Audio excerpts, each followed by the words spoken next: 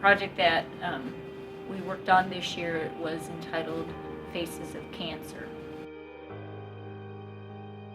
We went through the normal stuff, like learning about cell cycle and how the cell reproduces normally. And then with this project, I really wanted them to kind of come face to face with it. So instead of just studying about it in the book and reading about how cells work, I wanted to see the students to really experience the impact. We were supposed to interview someone who had been diagnosed with cancer. I knew her, but I didn't know a lot of her, so that was kind of the, hey, could I interview you and I don't really know you that well, but... It was kind of awkward having to walk up to a person and ask them to interview them about a really sensitive topic. It also hit home for me because I interviewed my little brother who was diagnosed with cancer right before his 5th birthday.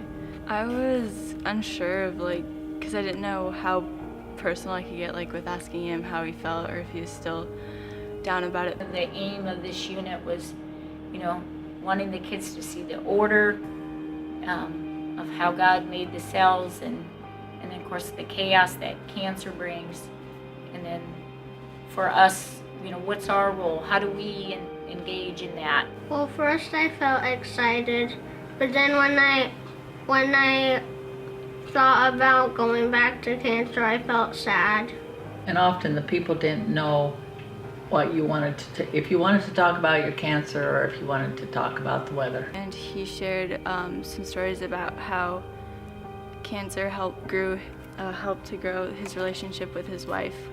So I was saying, what was the hardest part about having cancer? And her answer was, I couldn't see my kids. At the age of 4, he had a terminal illness. When I asked him, do you think you'll survive? He knew right away, no, I thought I was gonna die.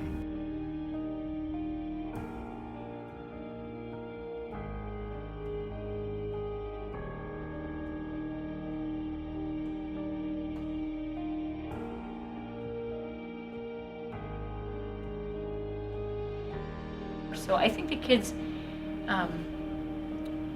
were exposed to people that were willing to be vulnerable and share their journey, and I think that hopefully will give them courage to be vulnerable and do some things out of their comfort zone too. It's a good project for some of those because until you've come in contact with somebody close to you that has cancer, you really don't know what's all involved. After listening and hearing their story to kind of create a symbol of that journey for that individual. 10 words on the outside, 10 words on the inside, and then designing the mask using symbols and pictures. You got a grade on it, you had to turn it in at this date, and you had to do it. It was for a school class, but it had a lot more meaning.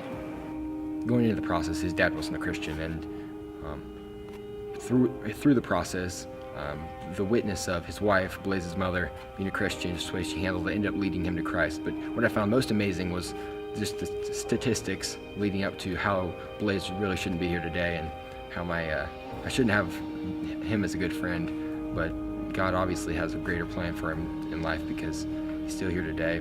I think it helped me understand that all cancer stories are different. The resounding message that kind of came through the reflections as I read the reflections